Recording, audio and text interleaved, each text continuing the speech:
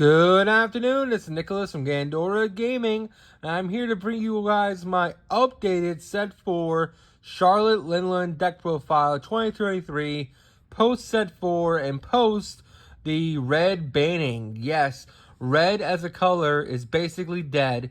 They banned so many important cards for that strategy that red, who is the biggest weakness for yellow, is basically pushed out of the format until the structure decks come out, which is literally in a week. So yellow is literally the best deck in the format, and a lot of people are making Katakuri deck profiles because Katakuri is the strongest yellow leader at this time. But I think a lot of people are slipping on Charlotte Linland as a leader. I think she's really powerful. I like her ability, and she is just absolutely amazing. So that's what this video is about, going over Charlotte Linland as a leader and how to play her as a deck. So let's get straight into this. So first things first, she is a pure mono yellow leader, meaning you can only play yellow cards. She has 5 life and 5,000 power, standard leader of what's called stats. And then her ability, with 2 Dawn on her, when attacking, you can add 1 card from the top or bottom of your life to your hand, and then a 2 or less life cards, add up to 1 card from the hand to the top of your life, which is absolutely insane. So this card allows you to life manipulate your life, which is absolutely insane. And no card best simulates or best exemplifies this than Charlotte Linland herself, the 10-drop Bahamut. This card is absolutely ridiculous. It is the strongest 10-drop currently in the game. This card reads, on play, you take the top card of your deck, add it to your life, and you rip the top card of your opponent's life to the trash. This card literally is a +2. Not to mention, it's a 10k, 12,000 attack beat stick. Very, very powerful card. Very, very powerful card indeed. And I would not want to deal with this guy, because it's very hard to deal with this guy. If you're not playing exactly a blue deck that if you don't have access to Red Rock, this card is going to be hard for you to beat. Next, we have Charlotte Linland. A lot of people like to play Katakuri. I think Katakuri is a cool card. I just don't like putting cards in your opponent's life or putting cards in our life. I feel like we can do that with Big Mama's effect by itself, so we don't need Katakuri. I really like Charlotte Linland for the simple fact that it basically does anything you want it to do. This card is a 7-drop that says either your opponent loses a life or you gain a life. So it's a half good version of the 10-drop, but in a 7k form with 8,000 power, and just really, really good.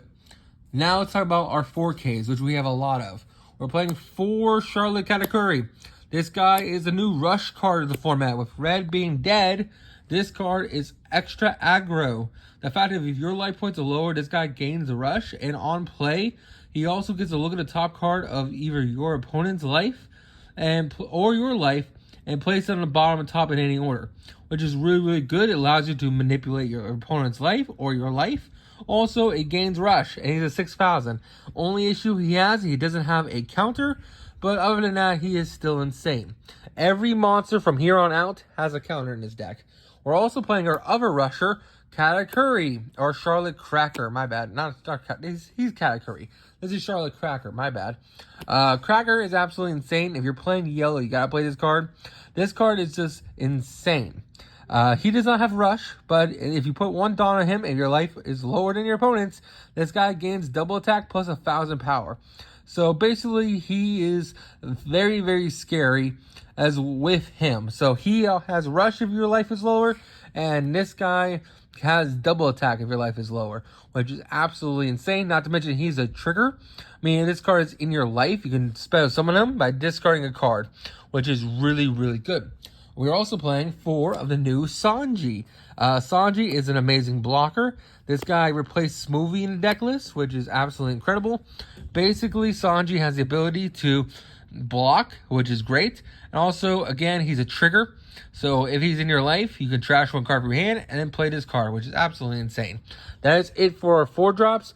For our final monster that we're playing, when it comes to like beat stick wise, we're playing 4 Charlotte Paraspero. This card's absolutely insane. Basically, its KO effect is all that matters. When it dies, you can look at the top 3 cards of your deck, reveal 1 Big Mom Pirates, and add it to your hand. and place the bottom of the deck in any order, so it's a searcher when it dies. Also, it's a 5k level 3 that can spell summon itself from life if you trash a card from your hand. Really insane card there. Next card, we talk about the 2k counters. We are playing 4 Capone Gay Beige. This is one of the best counters in the game. Sadly, he is not searchable because he is not a Big Mom pirate, but a Fire Tang pirate. This card has a trigger effect of up to one of your opponent's leaders or characters cannot attack during his turn. You can put this guy in your life, hit it off your life, and then just stop a big guy from attacking you, which is absolutely insane. This card wins games. Not to mention, it is a 2000 counter, so it's never bad to have in hand.